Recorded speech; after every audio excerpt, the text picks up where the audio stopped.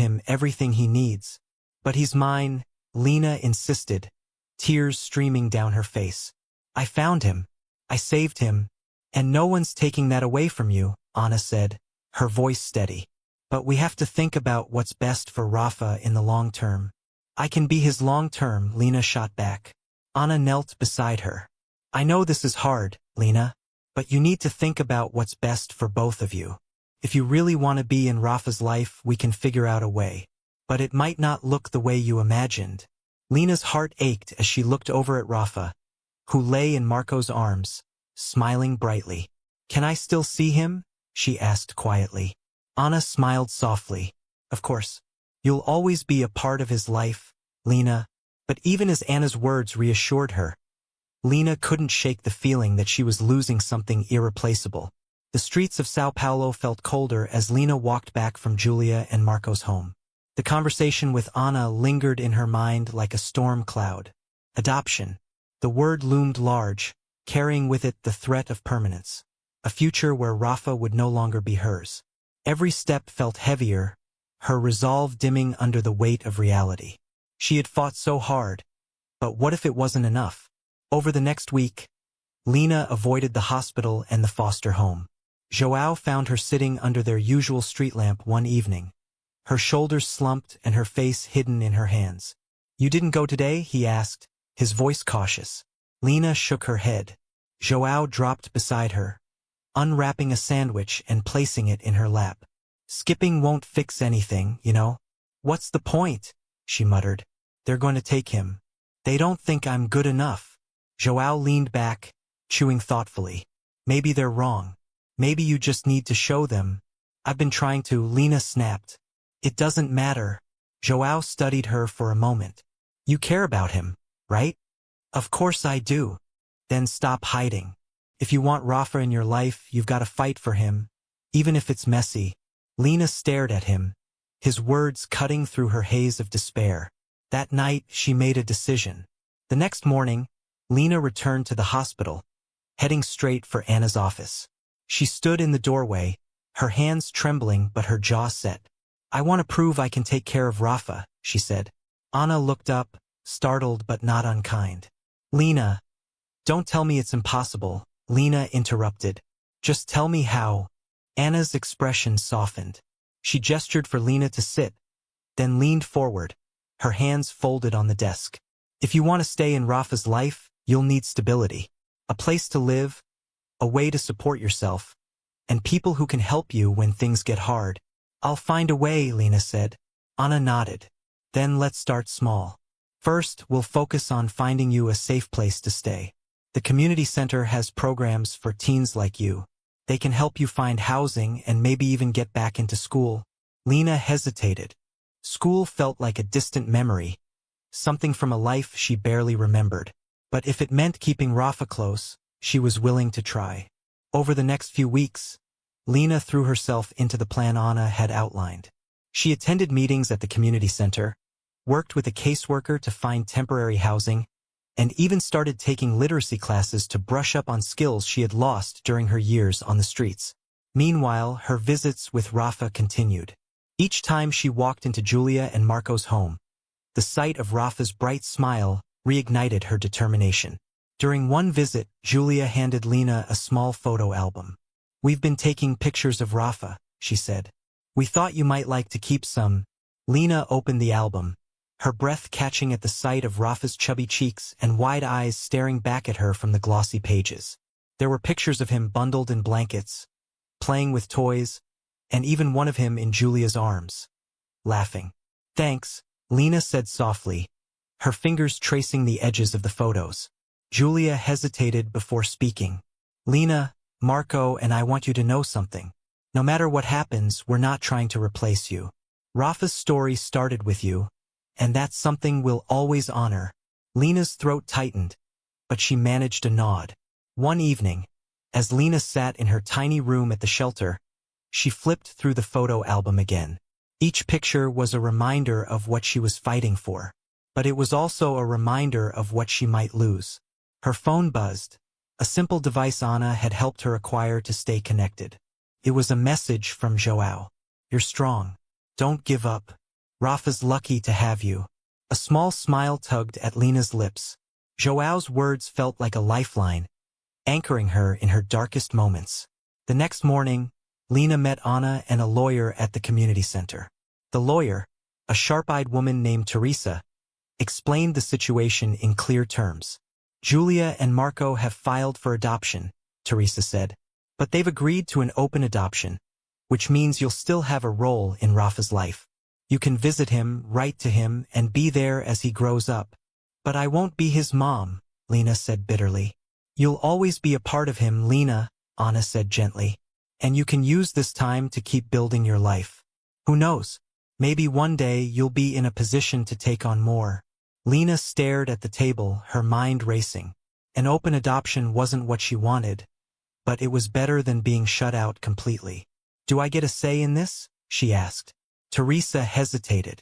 Not legally because you're still a minor, but Julia and Marco have made it clear they want you involved. They respect you, Lena. 2 days later, Lena sat across from Julia and Marco in their living room. Rafa lay asleep in Marco's arms, his tiny chest rising and falling peacefully. Julia spoke first. Lena, we're not asking you to let go of Rafa. We're asking you to let us share this journey with you. Lena looked at Rafa, her heart aching. I don't want him to forget me. He won't, Marco said firmly. We'll make sure of that. For the first time, Lena allowed herself to believe them. That night, as Lena returned to her shelter room, she felt a strange mix of grief and hope. She wasn't giving up on Rafa. She never would. But maybe, just maybe, she didn't have to do this alone. Weeks passed, and the open adoption arrangement began to take shape. Lena visited Rafa twice a week at Julia and Marco's home. Each visit a bittersweet blend of joy and longing. She watched as they cared for him with the patience and love she had desperately wanted to give but couldn't, at least not yet. During one visit, Julia showed Lena the exercises Marco had been practicing with Rafa to help his stiff joints. Would you like to try? Julia asked, holding out Rafa's tiny arm. Lena hesitated but nodded.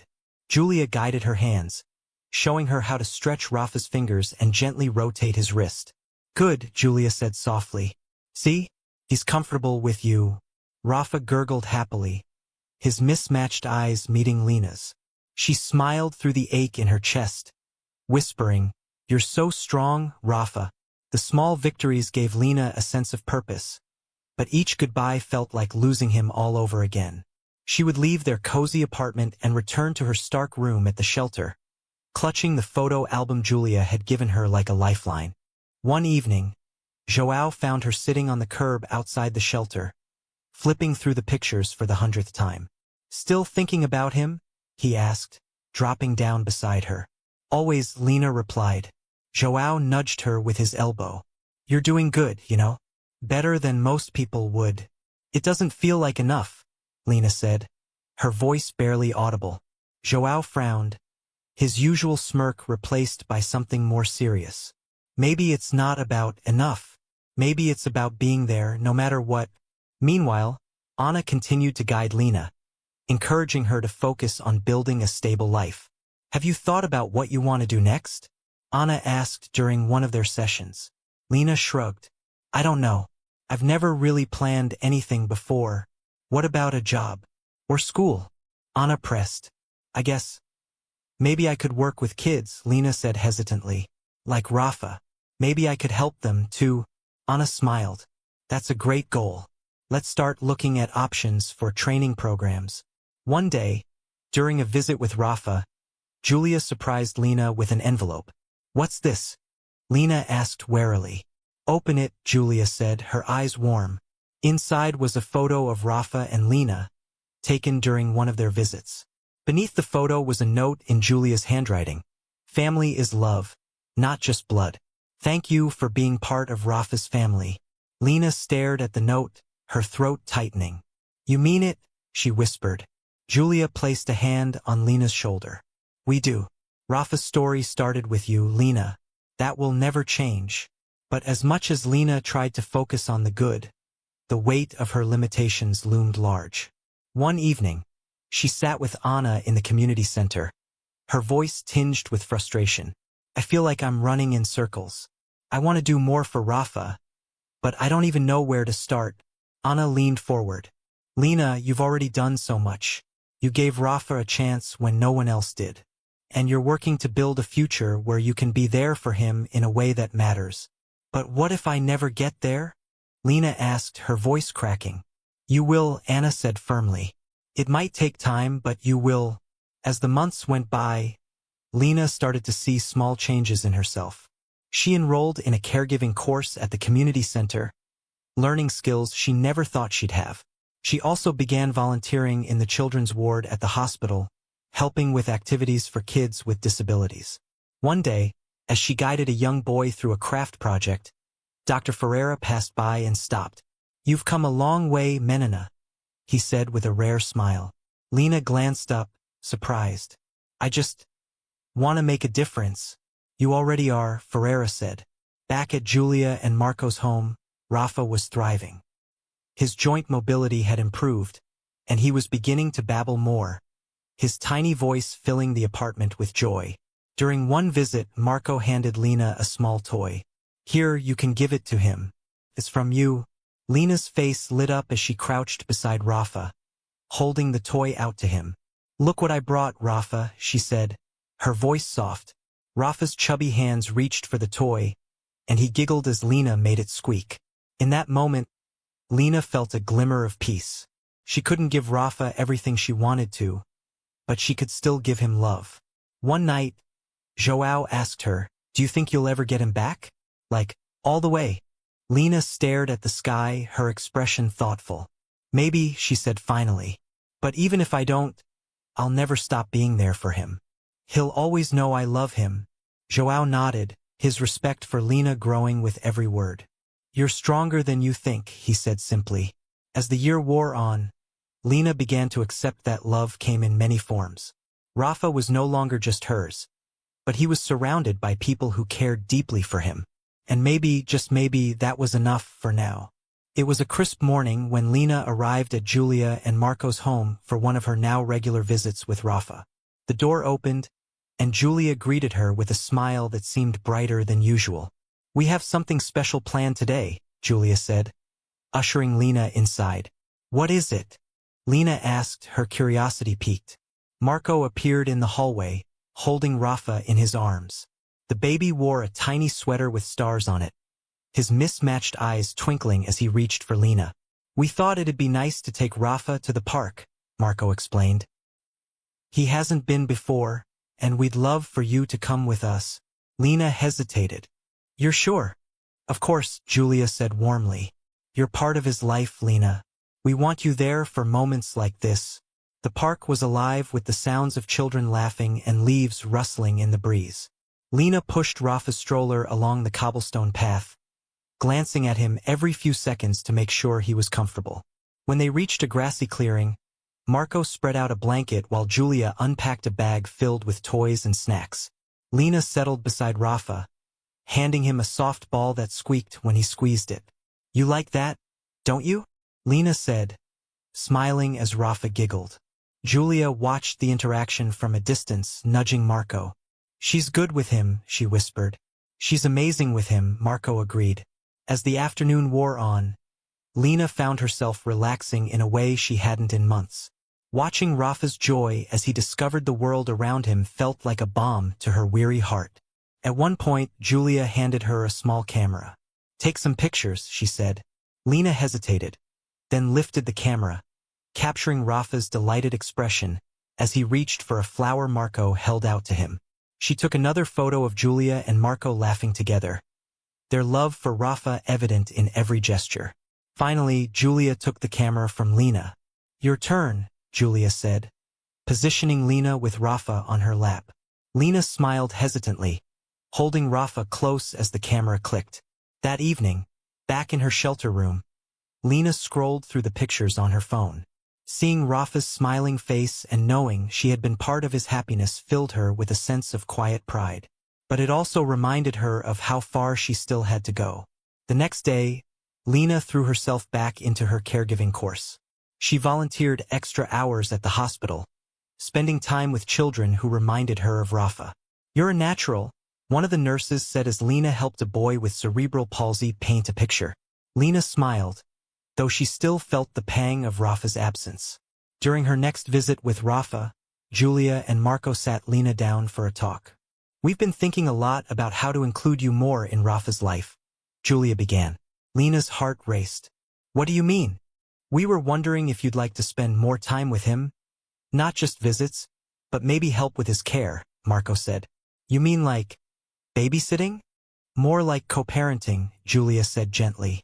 "We want you to feel like you're part of this family."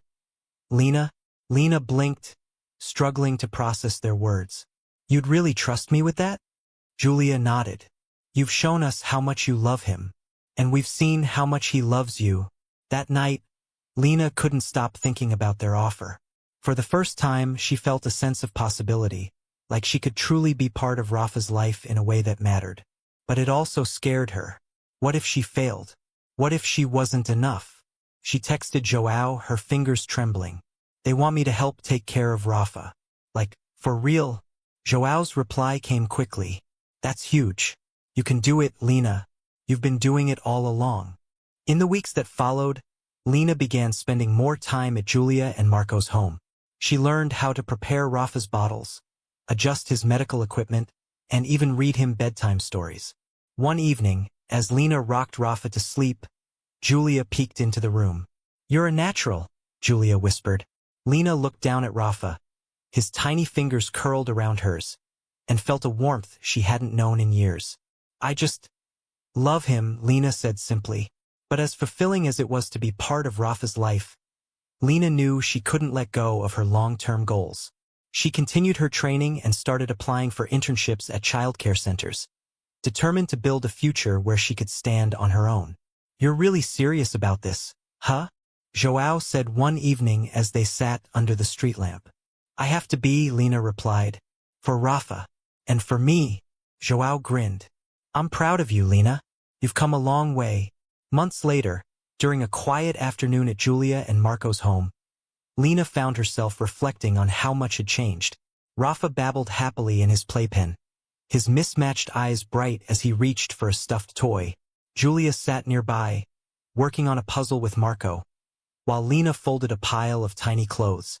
For the first time in a long time, Lena felt a sense of belonging. Maybe she wasn't Rafa's only family anymore, but she was his family, and that was enough. Months turned into a year, and Lena's life continued to transform. Her routine revolved around visits with Rafa, her caregiving course, and her growing responsibilities at the hospital's children's ward. Slowly but surely, she was building a foundation, one strong enough to support not only herself but her connection with Rafa. Julia and Marco had kept their promise, inviting Lena to participate in every aspect of Rafa's life. She joined them for doctor visits, physical therapy sessions, and even family outings. But while Lena's bond with Rafa deepened, a new fear began to creep into her thoughts. "What happens if they move?" she asked João one evening as they sat on the curb near the shelter. João looked at her sharply. "Why would they? They could get a job somewhere else, or decide they need to be closer to family," Lena said, her voice heavy with worry. "What if I lose him all over again?" João frowned, kicking a pebble down the street. "You've come too far to think like that. They wouldn't just cut you out. But what if they have to?" João's silence spoke volumes, and Lena felt the familiar knot of uncertainty tighten in her chest. That fear lingered in the back of Lena's mind as the weeks went by. During one visit, she finally worked up the courage to ask Julia about it. "You're not thinking of leaving São Paulo, are you?" Lena blurted out as they sat in the living room. Rafa was napping on a blanket nearby. Julia looked surprised. "No, Lena. Why would you think that?" Lena hesitated, her hands twisting in her lap. "I'm scared something might happen. That you'll leave, and I won't get to see him anymore." Julia reached over, placing a reassuring hand on Lena's. "We're not going anywhere. And even if we did, you'd still be part of Rafa's life. We'd never take him away from you." Lena nodded, but her heart still felt heavy. It wasn't until Anna visited her at the shelter that Lena began to let go of her anxiety. "You've done something remarkable, Lena," Anna said as they sat together in the small, sparse room. You've turned your life around. And no matter what happens, no one can take that away from you. But what if it's not enough? Lena asked quietly. Anna gave her a gentle smile.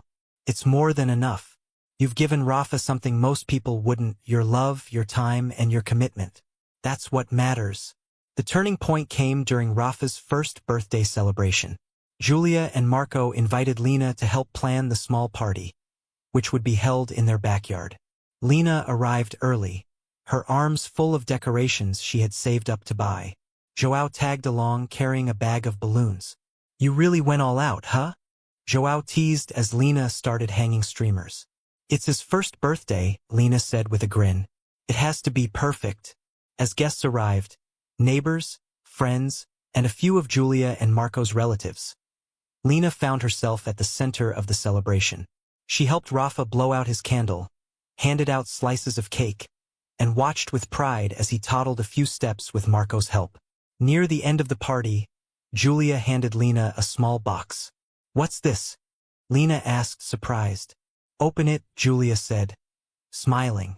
Inside was a silver bracelet engraved with the words, Family isn't who you're born to, it's who you choose. Lena blinked back tears, her voice trembling as she whispered, Thank you. Later that night, as Lena walked home, João nudged her. You know, you're pretty lucky. Lucky? Lena said, raising an eyebrow. Yeah, João replied. Not everyone gets to find a family like that. Lena looked down at the bracelet on her wrist, a small smile forming. Yeah, I guess I am.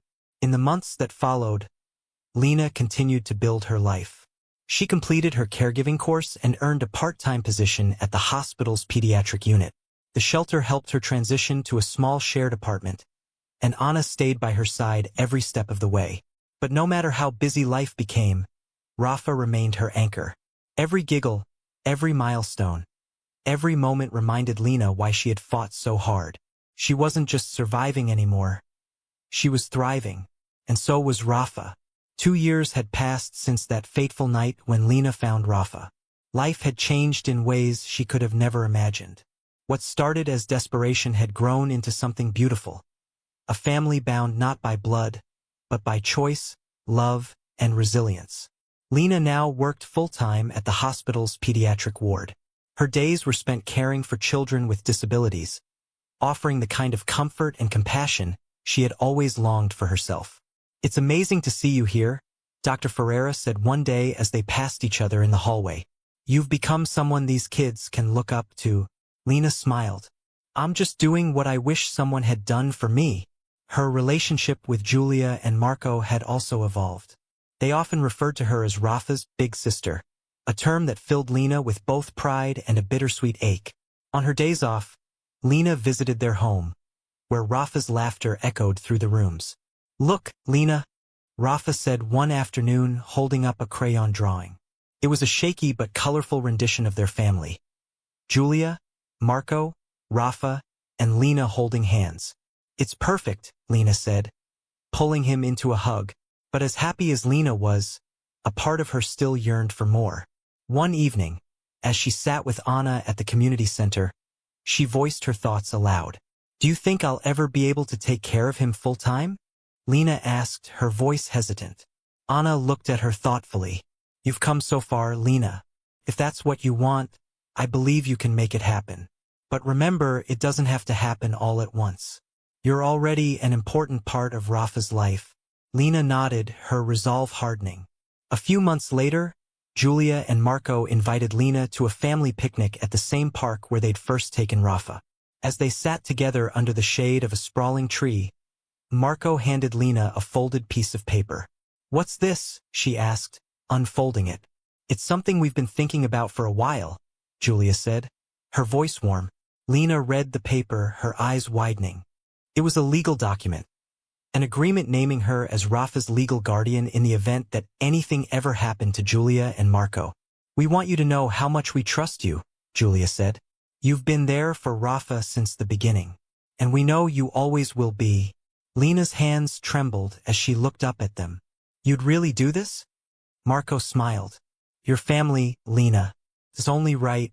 That night, Lena sat on the bench under the familiar street lamp, clutching the document to her chest. João appeared as usual, a mischievous grin on his face. "What's that?" he asked, gesturing to the paper. "Proof," Lena said, her voice steady. "Proof of what?" "That I've done something good," she replied, her smile soft but triumphant. João chuckled, leaning back against the lamppost. "Told you you'd make it." Over time, Rafa grew into a curious and spirited child, his mismatched eyes a constant reminder of how far they had come. Lena continued to be a steady presence in his life, balancing her own dreams with the joy of watching him thrive. Every birthday, every milestone, every moment felt like a victory, not just for Rafa, but for Lena as well. One evening, as Lena tucked Rafa into bed during a sleepover at her apartment, he looked up at her with a sleepy smile. "Lena," he murmured, "do you love me?" Her heart ached with the weight of her answer. "More than anything, Rafa," he nodded, his eyes fluttering shut. "I love you too." In that moment, Lena realized she had found something she thought she'd never have. A home, a purpose, and a family. She leaned down, pressing a kiss to Rafa's forehead. "Good night, little one. I'll always be here for you." And as Rafa drifted off to sleep, Lena sat by his side, her heart full of a love that had withstood every challenge. She had fought for Rafa, and in the process, she had found herself. The end.